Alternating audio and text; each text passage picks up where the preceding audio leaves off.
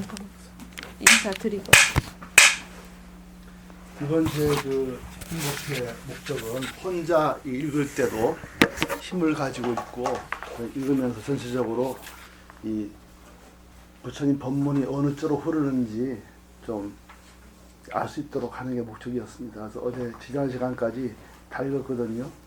그리고 금강경은 늘 이렇게 독송을 하면 참 좋습니다. 읽으시면 그 속에 부처님의 깊은 뜻이 들어가 있고 또 불교에서 이 세상을 어떻게 보는지 이거에 대해서 많이 알 수가 있습니다.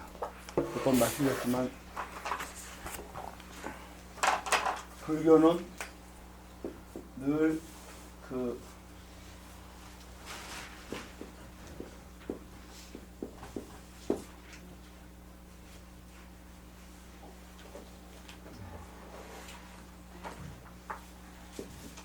이 미망을 바라보는 거예요. 미망은 잘 안 보입니다. 늘 자기 마음속을 늘 이렇게 보는 노력을 많이 해야 됩니다. 그래야 알 수가 있고요. 이 자기 마음 속에 있는 깊은 이 어두움, 이 미망, 이 미망의 속을 깊이 이해할 때 그때서야 일체가 다 비어 있다는 공돌이가 빛이 다가오는 겁니다. 자기 마음속의 미망을 보지 않고서는 아무리 공돌이를 공부하나 재범무상, 재행무상을 해도 그 뜻이 자기하고는 겉돌아요. 그 불교는 늘 이 자기 마음에 있는 깊은 어두움을 바라봐야 됩니다. 그래서 우리가 늘 자기 마음속을 들여다보고 내 마음에 있는 무엇이 나를 움직이는지 보고 그러다 보면 내가 나의 참 주인이 아니구나 이걸 알 수가 있습니다. 근데 금강반야경도 제목에서 금강저와 같은 그 무기로 무서운 번개 같은 무기로 능히 끊어서 반야의 지혜를 반야의 깨달음을 이룬다. 그래서 이게 이제 금강 능단 반야가라는 경 이렇게 이거를 늘 명심하고요. 쭉 읽으시면은 이 금강경이 얼마나 저는 읽을 때마다 아마 이처럼 심오한 깨달음에 근접한 부처님 제자들이 역사상에 존재했다는 게 너무 경이하고요. 또 이분들이 이 금강경을 낸 게 BC 1세기이고 그러니 부처님 전통에서 한 300~400년 쭉 내려온 분들입니다. 이분들이 당대 현실을 보면서 이건 아니다 이렇게 해서 부처님 가르침을 낸 거기 때문에 이 경 속에는 부처님의 깊은 진리와 동시에 우리가 어떻게 살아야 되는지 어떻게 수행해야 되는지 그걸 알 수가 있고요. 또 그 속에서 잘못 가고 있는 것은 무엇인지 이것도 이렇게 알 수가 있어요. 그래서 이 경만큼 우리 삶에 빛을 주는 그렇게 많지가 않습니다. 그래서 읽을수록 이 경이 얼마나 깊은 명상과 아색 속에 있는지 그걸 알 수가 있습니다. 한번 조금씩 다 같이 읽으면서 제가 큰 뜻을 다시 한번 새겨보겠습니다. 먼저 5쪽을 열어보세요. 책 5쪽이요. 책 좀 가져오세요. 예, 금강경 책을. 예.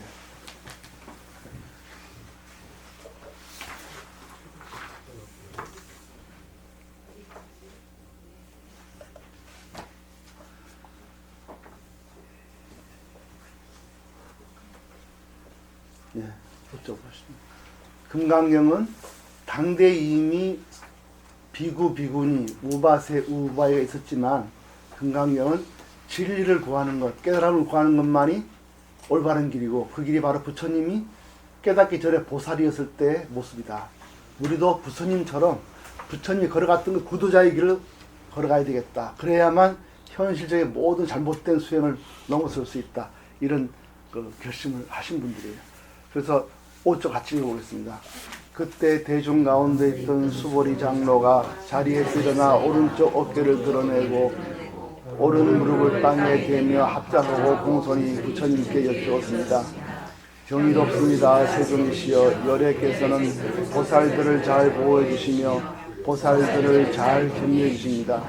세존이시여, 가장 높고 바른 깨달음을 얻고자 하는 선남자 선녀인이 어떻게 살아야 하며 어떻게 그 마음을 다스려야 합니까? 부처님께서 말씀하셨습니다.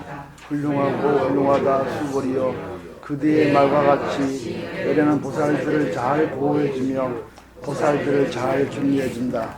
그대는 자세히 들으라. 그대들에게 설하리라.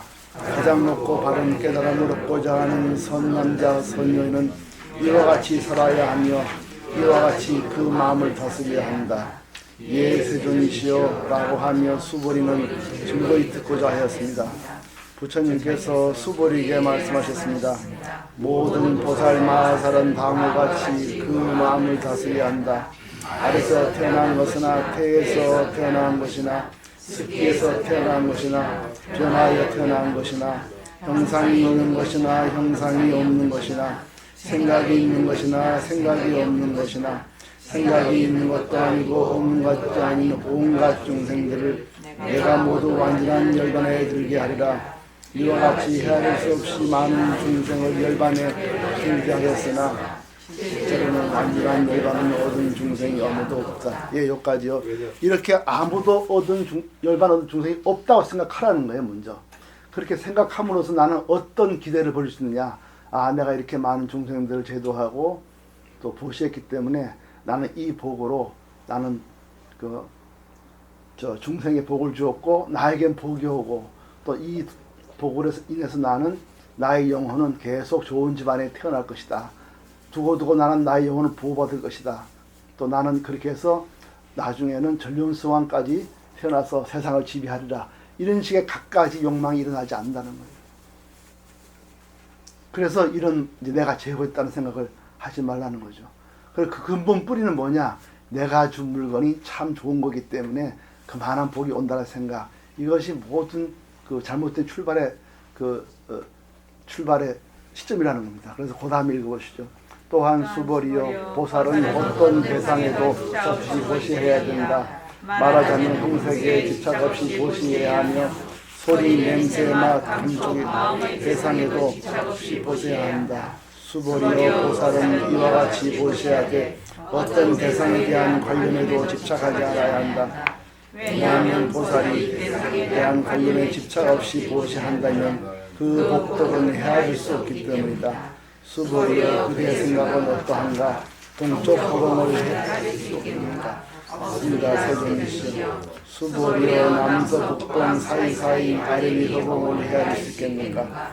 없습니다. 세존이시여. 수보리여 보살이 대상에 대한 관념에 집착하지 않고 보시는 것도 이와 같이 헤아릴 수 없다.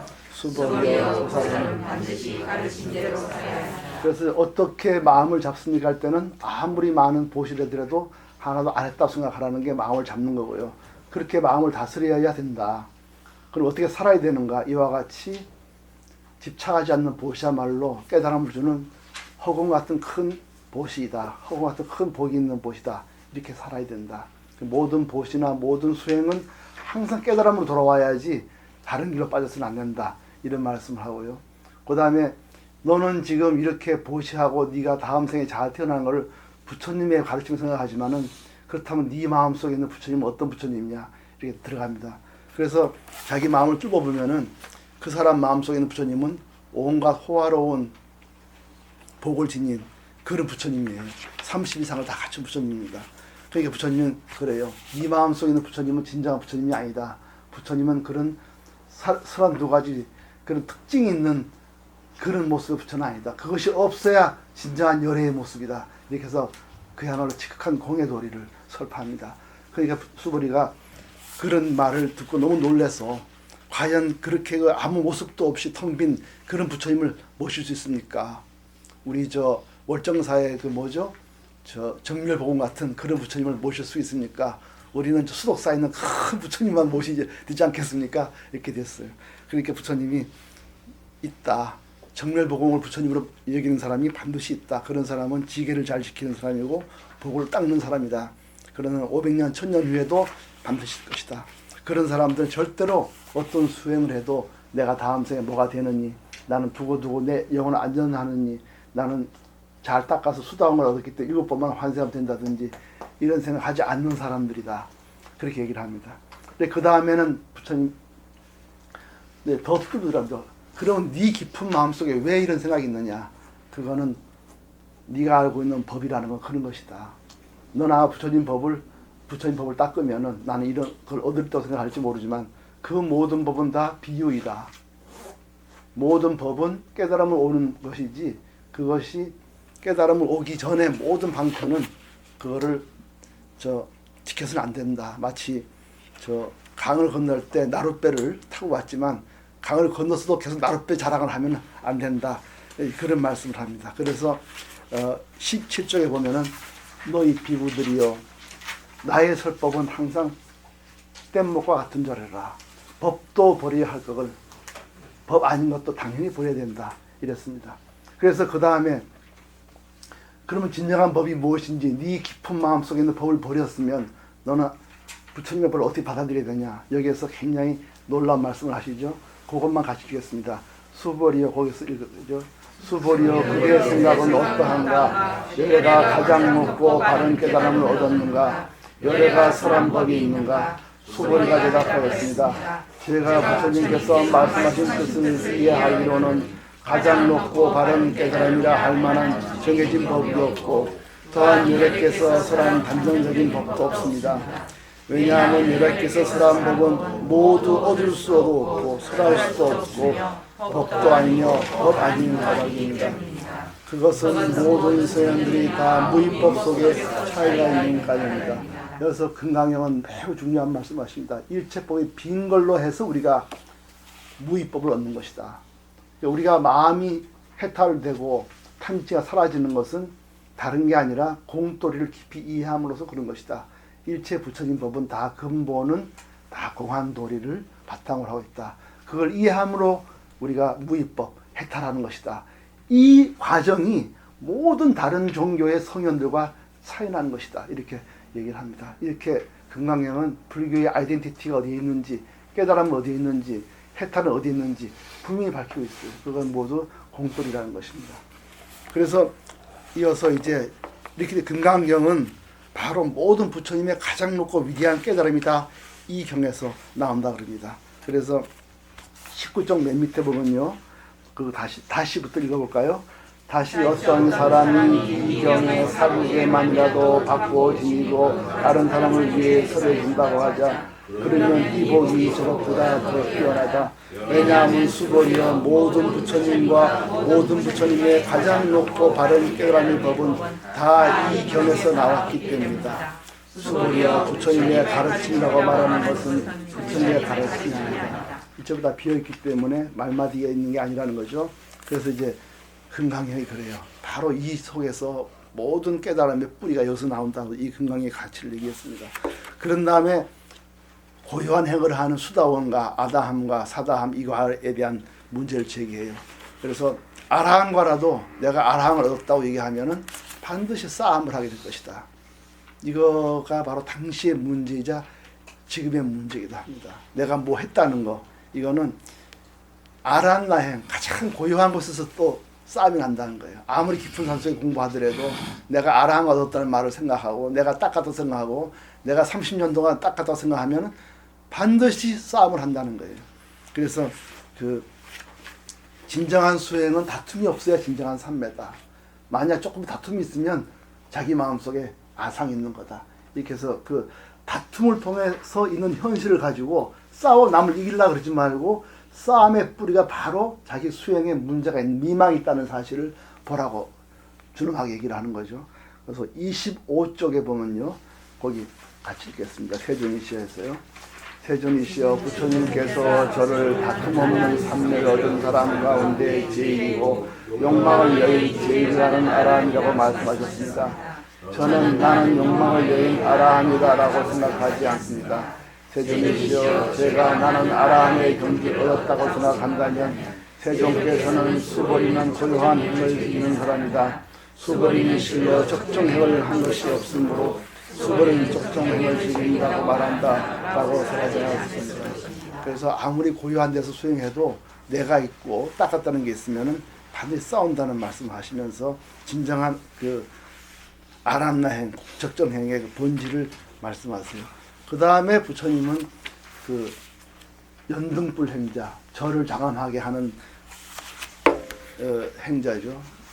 그런 분들 굉장히 그 권력과 재물이 많은 분들이에요. 이분들이 사실은 가장 큰 문제입니다. 이 금강경이 이 연능불 신앙에 대한 거를 굉장히 말을 많이 하는 이유가 그만큼 이분들의 미망과 고집, 집착이 강하기 때문이에요. 그리고 세상에 힘을 가진 사람만큼 또 부수기 힘든 사람도 없습니다. 절대 안 바꿉니다. 그래서 여기서는 그런 불국토를 말하는 거 많이 말을 하고, 그래서 아무리 그걸 했더라도 거기에 머물지 말아야 된다는 말을 누누이 강조합니다. 그래서 삼천대천세계 7부를 채워도 이것에 하나도 머무는 마음을 가진 것이 더 중요하다 하고, 마지막에는 이 경이, 이 금강경이 있는 곳이 바로 부처님이 계신 곳이다. 아무리 장엄하고 해도 이 경이 없는 곳이면 아무 의미가 없다. 다시 말해서 아무리 부처님 절을 장엄해도 그 속에 깨달음이 없으면 아무 소용이 없다. 이건 지금 이 시대에도 절절한 가르침입니다. 정말 어디 가도 깨달음이 있는 곳이 별로 없어요. 그래서 그 마지막으로 이 경의 이름을 말하면서 이 경마저 그런 장엄의 대상, 또 싸움의 대상, 또는 다음 생에 안전을 주는 대상이 되어서는 안 된다. 그렇게 해서 이 경마저도 그 얼마로 지내야 된다. 공돌이로 지내야 한다. 그런 말씀하십니다. 그게 33쪽을 잠깐 읽겠습니다. 그래서 그 이경 가지고 학문적인 분석을 해서 그걸로 권위를 세우지 말고, 이경 가지고 30 이상을 얻는 거라고 생각하지 말라. 그 경을 지닌 것도 공돌이로 지낸다. 그런 말씀 눈이 가시죠. 읽어보겠습니다. 그때 수보리가 부처님께 였습니다. 세존이시여, 이 경을 무엇이라 불러야 하며 저희들이 어떻게 받들어 지내야 합니까? 부처님께서 수보리에게 말씀하셨습니다. 이 경의 이름은 금강반야 발언이니 이 제목으로 너희들은 받들어 지내야 한다. 그것은 수보리여, 의뢰는 반야바라밀을 반야바라밀이 아니라고 설하였으므로 반야바라밀이라 말한 까닭이다. 수보리여, 그대의 생각은 어떠한가?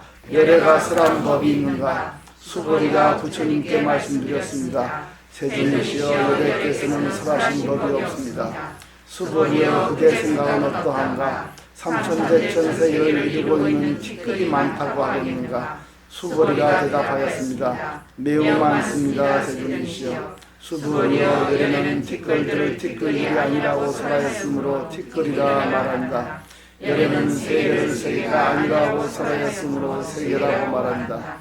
수보리여, 그대의 생각은 어떠한가? 32가지 신적 특징을 가지고 이래라고 볼 수 있는가? 없습니다. 세존이시여. 32가지 신적 특징을 가지고 이래라고 볼 수는 없습니다. 왜냐하면 여기서는 32가지 신적 특징은 신적 특징이 아니라고 설하였으므로 32가지 신적 특징이라고 말씀하셨기 때문입니다. 수보리여, 삼남자, 수남자, 수명이 하나의 모래수만큼 목숨을 보시한다고 하자. 또 어떤 사람이 이 경의 사고대만이라도 받고 지니고 다른 사람 위에 설을 준다고 하자. 그러면 이 복이 그보다 더욱 많으리라. 그래서 수보리가 늘 부자들에게 많은 보시를 받고 고요한 곳에서 수행하던 이 사람이 자신의 모든 그 미망과 한계를 준엄하게 깨우치는 이 부처님 말씀을 듣고 이분이 체루비역을 합니다. 그래서 뜻을 깊이 해서 감격의 눈물을 흘리며 부처님이 이렇게 고백을 하죠. 세중에 읽겠습니다. 39쪽에 한 줄만, 앞에 것만 읽겠습니다. 39쪽이요. 경이롭습니다. 세존이시여, 제가 지금까지 얻은 기간으로 부처님께서 이같이 깊이 있는 경륜을 쌓이신 적이 없습니다. 세존이시여, 만일 어떤 사람이 이 경을 듣고 이미 청중해주고 바로 궁극적 지혜가 일어날 것이니 이 사람은 가장 경이로운 공덕을 성취할 것입니다. 예, 여기서 궁극적 지혜라는 바로 반야바라밀, 공돌이에 대한 반야, 지혜의 그 깨달음이 얻어진다는 거죠. 이렇게 해서 이제 그랬습니다. 그리고 이 반야, 공돌에 대한 바라밀이 올바로 있어야 우리가 참선을 하든 인욕행을 하든 보시라도 올바르게 할 수 있다. 그래서 그 인욕바라밀도 참는 것이 전부가 아니라 그걸 통해서 깨달음이 와야 된다. 그래서 그런 말씀하세요. 그래서 당신도 전생에 인욕행자였지만 그때도 공돌이로 인욕행을 했지 그냥 참는 것 그 자체를 수행으로 삼지 않았다. 이런 말씀하십니다. 41쪽 맨 밑에 볼까요? 41쪽 맨 밑에 읽겠습니다. 수보리여 인욕바라밀을 여려면 인욕바라밀이 아니라고 살아였다. 왜냐하면 수보리여 내가 옛적에 가리왕에게 온몸을 마디마디 잘렸을 때 나는 자아가 있다는 관념, 계아가 있다는 관념, 중생이 있다는 관념, 영혼이 있다는 관념이 없었기 때문이다. 왜냐하면 내가 옛날 마디마디에 사자가 들렸을 때 자아가 있다는 관념, 계아가 있다는 관념, 중생이 있다는 관념, 영혼이 있다는 관념이 있었다면 성내고 원망하는 마음이 생겼을 것이기 때문이다. 수불이여 여리는 과거 500생 동안 인욕수행가였는데 그때 자아가 있다는 관념이 없었고 계아가 있다는 관념이 없었고 중생이 있다는 관념이 없었고 영혼이 없다는 관념이 없었다. 수보리여 보살은 모든 관념을 떠나 가장 높고 바른 깨달음의 마음을 배워야 한다. 이렇게 이제 말씀하세요. 그래서 인욕행도 그 속에는 바로 그 공들을 해야 된다. 그렇지 않고 인욕행만 행하면은 위선이 생긴다. 반드시 남에게 성내고 원망하는 마음이 생긴다. 이런 말씀을 하십니다. 그래서 일반 인욕행은 늘 마음속에 성내는 마음, 원망하는 마음이 있지만 공들을 통해서만 이걸 극복할 수 있다. 이렇게 이제 말씀을 하세요. 그래서 모든 수행, 보시, 지계, 인욕, 정진 이 모든 행은 공들을 기초로 해서 갈 때 밝은 길을 갈 수가 있다. 그런 말씀을 결론하십니다. 45쪽 맨 밑에 쪽을 보실까요? 45쪽 맨 밑에 수보리여 보살이 읽어보겠습니다. 수보리여 보살이 대상에 집착하는 마음으로 보시하는 것은 마치 사람이 어둠 속에 들어가며 아무것도 볼 수 없는 것 같고 보살이 대상에 집착하지 않는 마음으로 보시하는 것은 마치 눈 있는 사람이 밝게 비치는 갖가지 모양을 볼 수 있는 것과 같다. 이 같은 말씀은 이미 법국에 나와 있어요. 수행자들이 여기에 두 가지 길이 있다. 하나는 대자유에 이르는 길이며 또 한 가지는 명예와 이익에 집착하는 길이다. 이렇게 두 가지 길이 있어요. 그렇게 말씀하시죠. 그래서 이 경을 듣고 비방하지 않고 하면 좋다. 그리고 그 51쪽에 보면요. 자신이 바로 부처님의 길을 따라가는 보살성이고 그 길만이 모든 중생이 가야 할 길이라는 걸 말하는 게 있습니다. 중간에 왜냐하면 수보리여 볼까요? 51쪽에요. 왜냐하면 수보리여 고승법을 좋아하는 자가 자아가 있다는 견해, 계아가 있다는 견해, 중생이 있다는 견해, 영혼이 있다는 견해에 집착한다면 이 경을 받고 읽고 외우며 다른 사람을 위해 설명해 주지 못합니다. 수보리여 이 경전이 있는 것은 어디든지 모든 세상의 천신 인간 아수라들에게 공양을 받을 것이다. 이곳은 바로 탑이 되리니 모두가 공유하고 예배하고 돌면서 그곳은 여러 가지 꽃과 향을 뿌릴 것임을 알아야 한다. 그러니까 진정한 이 경이 있는 곳이 탑돌이가 될 수 있다. 그냥 탑만 돌면 공돌이가 없다. 지금 우리가 말하는 게 굉장히 놀랍습니다. 탑을 돌아도 그 안에 공돌이 돌아야 된다는 거예요. 근데 지금 우리나라 절에 탑돌이 할 때 어떤 마음을 하는지 우리가 볼 필요가 있습니다. 그래서 이렇게 이제 하면 이게 사실은 이 길을 걸으면 많은 경멸과 천대를 받을 것이란 말을 합니다. 그거는 힘 있는 사람들, 재력이 있는 사람들 또는 한 시대의 수행자들 모두 권위에 잡혀 있기 때문에 그 권위에 대한 미망을 깨는 이 반야경은 때로는 많은 사람들의 조롱을 받을 수 있다 이런 말씀을 하시죠. 53쪽에 앞에 큰 줄만 한번 읽어보겠습니다. 또한 수보리여 이 경을 받고 지니고 읽고 외우는 선남자 선녀이니 남에게 천대와 멸시를 당한다면 이 사람이 전생에 지은 죄업으로는 악도에 떨어져야 마땅하겠지만 금생에 다른 사람의 천대와 멸시를 받았기 때문에 전생의 죄업이 소멸되고 반드시 가장 높고 바른 깨달음을 얻게 될 것이다. 예, 그만큼 누구도 듣고 싶지 않은 얘기를 하는 경이 바로 금강경이라는 말을 합니다. 그래서 지금까지 이 상편에서는 당대의 수행의 모든 허망함, 미망, 당대의 모든 보살들의 미망, 당대의 연능불 장엄불자들의 미망을 모두 어마어마한 그 충격으로 깨닫게 해서 수불에 그것 때문에 자기 자신의 그 미망을 깨닫고 눈물을 흘리면서 참여를 하죠. 그런 다음에 이 하편에 와서는 이제 부처님 당신과 대화를 하는 거예요. 당신은 어떻게 해서 열애가 되었습니까? 아까쯤에 말씀드렸지만 이 진정한 열애의 뜻을 추구하는 겁니다. 모든 중생이 당신과 열애가 되어야 되는 것이고, 그렇다면 당신은 어떻게 열애가 됐습니까? 우리는 당신의 길을 따르고자 합니다. 그렇게 시작을 해요. 그래서 거기에서도 부처님은 처음에 똑같은 말씀하세요. 깨달음 얻고자 하는 사람은 깨달음만 추구해야지 다른 생각해서는 안 된다. 자아가 있다는 관념이 있으면 안 된다. 이렇게 됐습니다. 그래서 내가 연등불에 있을 때도 공투를 깨달아서 여기서 부처를 이루었지, 연등불에 있을 때 무슨 큰 수기를 받았거나 무슨 큰 공덕으로 무슨 그걸 받은 게 아니다. 이런 말씀을 해서 당신도 이 공도를 깨달아서 열애했다는 말씀을 하세요. 59쪽 중간에 보겠습니다. 59쪽이요. 예. 수보리여 그대의 생각은 어떠한가? 연애가 연등 부처님 서기에 얻은 가장 높고 바른 깨달음이라 할 법이 있었는가? 아닙니다. 스님이시여. 제가 부처님께서 말씀하신 뜻을 이해하려면 부처님께서 연등 부처님 서기에서 얻으신 가장 높고 바른 깨달음이라 할 법이 없습니다. 부처님께서 말씀하셨습니다. 그렇다 수보리여. 열애가 가장 높고 바른 깨달음을 얻은 법이 실제로 없다. 수보리여 열애가 가장 높고 바른 깨달음을 얻은 법이 있었다면 연등 부처님께서 내게 그대는 내세의 서가모니라는 이름의 부처가 되었다라고 수리하지 않았을 것이다. 가장 높고 바른 깨달음을 얻은 법이 실제로 없었으므로 연등 부처님께서 내게 그대는 내세에 반드시 서가모니라는 이름의 부처라는 것이다라고 수리하셨던 것이다. 왜냐하면 열애는 모든 존재의 진실한 모습으로 의미하리라. 있으면 그렇게 해석한다 했죠. 열애는 여자는 모든 내가 존재가 아니고 법이라 그랬죠. 모든 인욕행, 보시행 수 없는 것도 해도 다 이처럼 하나도 얻은 것 없이 했다. 그래서 내가 부처가 되었다. 그래서 여자 이렇게 설명을 합니다.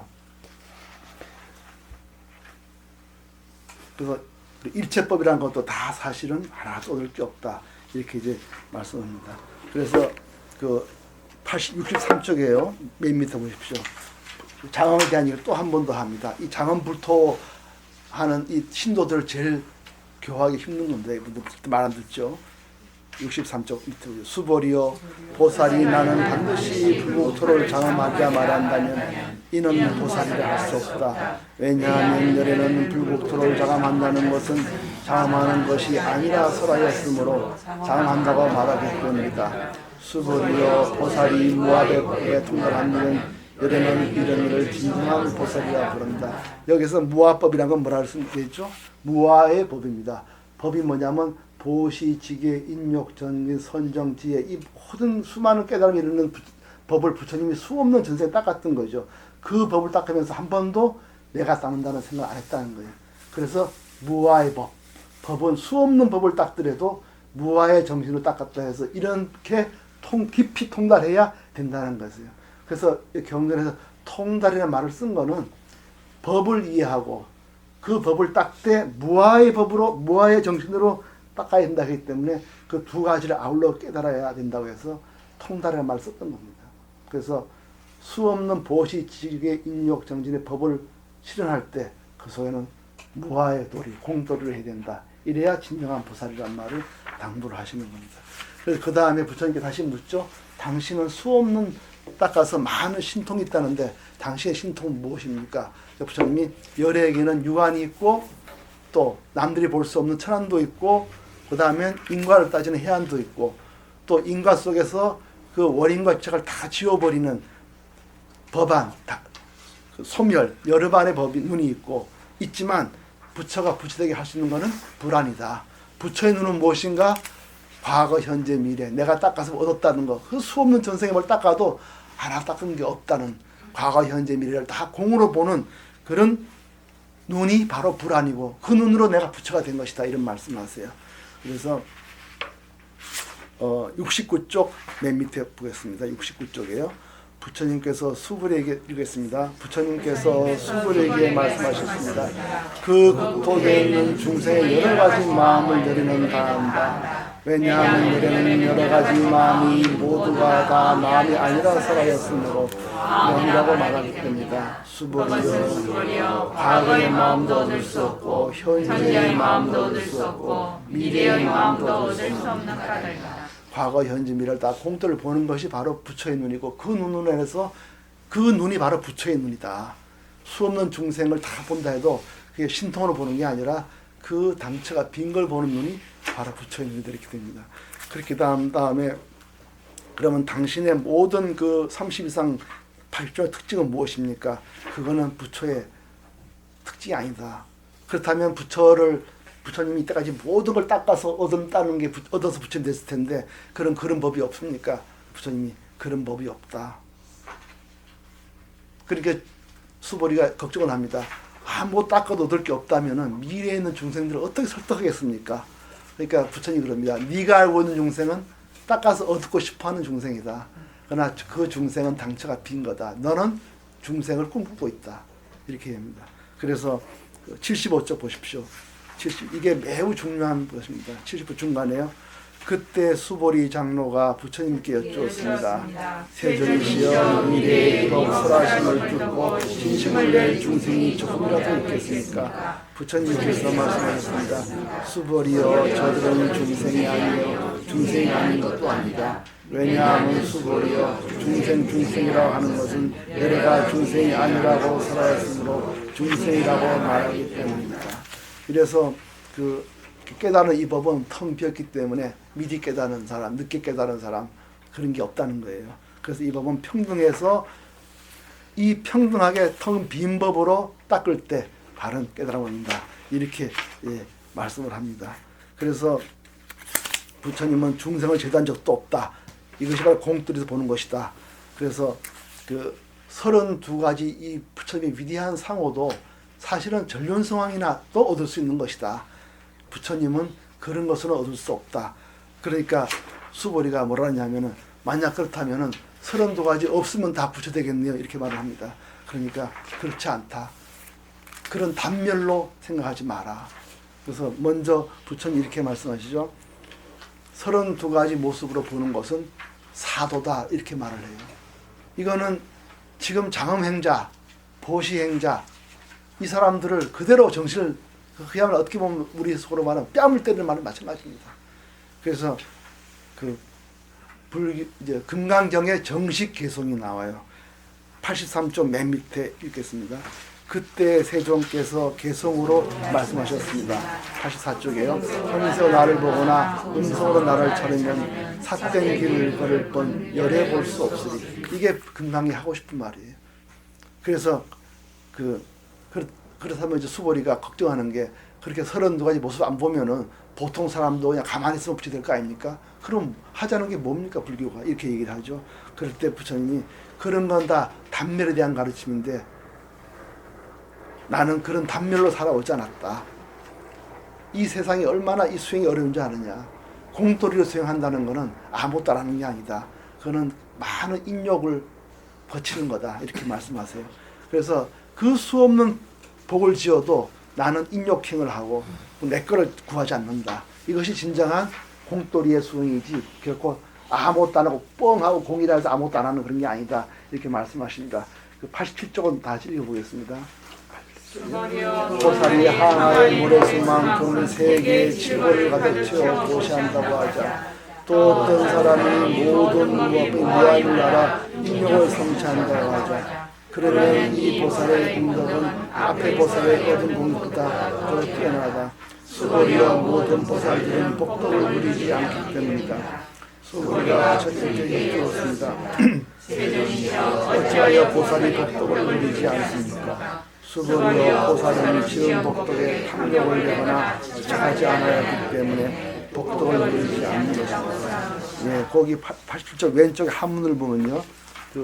우리가 무아의 도리가 얼마나 현실에서는 매우 그 깊은 인욕행을 해야 되는지 참고 견디는 것인지 그걸 알 수가 있어요. 옆에 보면은 그 둘째 줄에요. 약부유인 다시 어떤 사람이 지일체법 무아, 일체법, 여기서 일체법이라는 거는 보시지계 인욕적인 모든 수행법이죠. 일체법이 다 내가 없다는 거. 이걸 알면은 그 다음 뭘 해야 되느냐.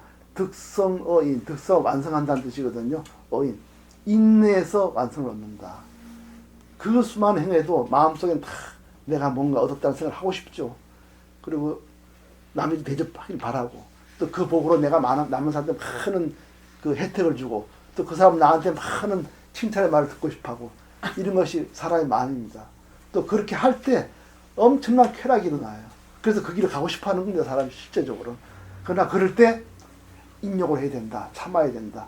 이럴 때 진정한 보살의 홍덕이다, 이렇게 얘기를 합니다. 근데 실제 살아보면은 우리가 어떤 공동을 행할 때 남에게 칭송받는 게 매우 기쁜 일이고 집착을 일으키는 일이지만, 사실 알고 보면 그게 전부 자기를 묶고 들어가는 길입니다. 현실에 보면 많이 그래요. 자기가 좀 뭐 사회에서 크게 했다고 자꾸 어디가 상 받으려고 그러고 한 자리 얻으려고 그러는 거 많습니다. 근데 그런 사람 가까이 가면은 굉장히 고통스러워. 주위 사람들이 많은 고통을 줍니다. 그게 권위의 벽이 있고요. 또 사람들에게 권위, 또 복덕에 대한 아상, 그 주위 사람의 고통을 이루 헤아릴 수 없습니다. 그 사람 진정한 마음도 내 나를 안 알아주나 하는 원망이 있고요. 주위 사람은 굉장히 고통에 빠지게 합니다. 그래서 진정으로 일체법을, 무압을 알고 내가 인욕경을 할 때 자기도 깨달음이 일어나고 주위 사람에게도 평화를 준다는 걸 우리가 알 수가 있습니다. 그래서 이 그 반야의 길이 그렇게 만만한 길이 아니라는 거. 그러나 매우 깨달음이 이르는 길이고, 그 길은 굉장한 자제와 인욕을 가져오는 그런 행위라는 걸 강조를 하고 있습니다. 그래서 마지막으로 부처님은 이제 수없는 보살을 하더라도, 이렇게 왔지만 여기 와서 수없는 보살행을 하더라도 온 것도 없고 간 것도 없고 앉는 것도 없다. 이것이 바로 열의의 뜻이라고 내의 뜻을 설명하죠. 그래서 그 다음 쪽에 보면요, 89쪽 맨 위에 읽어보겠습니다. 수고리여 어떤 사람이 열에는 보기도 하고 가기도 하며 앉기도 하고 눕기도 한다고 말한다면 그 사람은 내가 쓰는 뜻을 이해하지 못한 것이다. 왜냐하면 열에나 보는 것도 아니고 가는 것도 없으며 열이라고 말하기 때문이다. 그래서 그 아침에 말씀하신 다시 한번 정리하면요, 맨 처음 금강경은 그 뿌리가 뭐였죠? 무주였습니다. 조합, 여기 집착하지 없음. 이거는 칠경이죠. 색성, 향미, 촉법. 내가 무엇을 줄 때, 이때 이거는요, 뭐 4대와 5원이 공화당 차고 달라요. 내가 누구에게 줄 때 그 맛있는 거, 엄청난 빛깔 나는 거, 음식이면 이런 거, 이 어마어마한 걸 주더라도 거기에 한 번도 머무면 안 된다. 그렇게 이게 가장 뿌리였어요. 그렇죠? 우리 금강 처음에 이게 뿌리고 근입니다. 이렇게 되면 뭐가 없어지냐면은 아상, 인상, 중생의 대상이 없어져요. 그래서 이거를 무상이라고 합니다. 무상. 이렇게 되면 마지막으로 우리가 삶에서 뭐가 되냐 하면은 내다 아니다 하는 그런 염이 사라져요. 그래서 무념입니다. 무념. 이 과정에 물론 인욕행이 있어요. 무아의 인욕행이 있습니다. 그래서 그 금강경은 무주를 뿌리로 하고 무상을 채로 하며, 바탕채자죠. 무상을 채로 하며 무념을 용으로 한다. 이렇게. 그래서 육주단경 보면은 무주위근, 무주위근 뿌리로 하고, 그 다음에 무상을 위채 바탕으로 하고 무념을 위용이다. 이게 육조대사 해능이라는 위대한 분이 파악한 금강의 뜻이에요. 정말 이렇게 그 부처님 뜻을 깊이 이해할 수가 없습니다. 그래서 마지막으로 우리 삶 속에 무심하게 사는 거, 이게 그냥 멍청한 게 아닙니다. 그 안에는 엄청난 인욕행이 들어가 있는데, 공돌이로. 그래서 이제 마지막으로 그 무념에 대한 말씀을 부처님께서 이제 하시죠. 그거를 뭐라고 표현하냐면 내가 있다는 견해, 이렇게 했어요. 내 마음속에 미세한 그런 견해가 있느냐. 물론 내가 말할 때는 밥 먹자, 수행하자 이렇게 말을 하지만 속에는 하나도 내라는 거 없이 한다는 것을 말씀하세요. 그래서 91쪽을 보겠습니다. 맨 밑에요. 그게 마지막 결론입니다. 91쪽에. 읽겠습니다. 수보리여 어떤 사람의 열애가 자아가 있다는 견해, 계하가 있다는 견해, 중생이 있다는 견해, 영혼이 있다는 견해를 설했다고 말한다면 수보리여 그대의 생각은 어떠한가? 이 사람이 내가 설한 뜻을 알았다고 하겠는가? 아닙니다. 조금이시여. 그 사람은 여래께서 설한 뜻을 알지 못한 것입니다. 왜냐하면 세종께서는 자아가 있다는 견해, 계하가 있다는 견해, 중생이 있다는 견해, 영혼이 있다는 견해, 자아가 있다는 견해, 계하가 있다는 견해, 중생이 있다는 견해, 영혼이 있다는 견해가 아니라고 설하였으므로 자아가 있다는 견해, 계하가 있다는 견해, 중생이 있다는 견해, 영혼이 있다는 견해라고 말씀하셨기 때문입니다. 예, 그래서 일체법을 우리가 말할 때는 보시를 하자, 참선을 하자, 인욕을 할 때는 하나 또 내 없는 말을 해야 된다. 이렇게 해야지 그 법을 듣고 뭔가 나한테 크게 몰 것 같이 말을 했으면 절대로 안 된다. 이게 우리 보림선의 이념이기도 합니다. 이렇게 읽어보겠습니다. 수보리여 가장 높고 바른 깨달음을 얻고자 하는 이는 일체법에 대하여 이와 같이 알고 이와 같이 보며 이와 같이 믿고 이와 같이 믿고 법이라는 관념을 내지 말아야 한다. 수보리여 법이라는 관념이 아니라고 여기는 설하였으므로 법이라는 이렇게 됩니다. 이렇게 해서 앞으로 어떻게 법을 설하더라도 내 마음에는 일체 이런 견해가 없이 무념한 마음으로 법을 설해야 된다. 그래서 95쪽 중간에 보겠습니다. 어떻게 남을 위해 설명해 주시기를 읽어보겠습니다. 어떻게 남을 위해 설명해 주실 것인가? 설명해 준다는 관념에 집착하지 말고 흔들림 없이 설명해야 된다. 하나도 그 속에 내라는 것 없이 여여부동하게 설하라는 겁니다. 나도 그렇게 해야 됩니다. 그리고 그렇게 또 하려면 인욕행을 닦아야 돼요. 유혹이 많습니다. 꼬이기 위해서 하나까지 말을 하고 싶어하는 게 이게 그거예요. 신도 꼬으려고 그냥 겁도 주고 말이죠. 그래서 안 된다는 겁니다. 오로지 깨달음을 생각해서 신도를 끌어들여야지 절대로 다른 마음 먹게 해서는 안 된다. 또 배우는 사람도 야 여기서 배우면 뭐 나한테 뭐 좋은 게 오나 보다. 절대 그렇게 해서는 안 된다는 거예요. 이렇게 말씀합니다. 그래서 이렇게 말하는 거는 바로 공돌이 있다는 거 말하고요. 그래서 다시 한번 읽겠습니다. 어떻게 남을 위해 설명해 주실 것인가? 설명해 준다는 관념에 집착하지 말고 흔들림 없이 설명해야 한다. 왜냐하면 일체 모든 율법은 꿈, 헛개비, 무거품, 그림자, 미술공예 같으니 이렇게 관찰할지라. 부처님께서 이 경을 다 설하시고 나니 수보리 장로와 비구, 비구니, 우바세, 우바이와 모든 세상의 천신, 인간, 아수라들이 부처님의 말씀을 듣고 매우 기뻐하고 믿고 받들어 행하였습니다. 이렇게 해서 경 전체가 이제 흘러가는 겁니다. 그래서 깨달음이 무엇이고 경을 지는 것이 무엇이고 인욕행이 진정한 인욕행은 무엇이며 그리고 모든 법은 어떻게 다스려야 하며 또 배우는 사람을 어떻게 끌어가야 하며 이건 모두 이 경 안에 다 들어가 있습니다. 그리고 그 속에는 심오한 무주익은 무상위체 무념위영 그런 뜻이 다 들어가 있습니다. 이 경을 자주 읽으시면 이 속에서 부처님의 깊은 가르침을 몸으로 느끼게 될 것입니다. 네, 드셨습니다.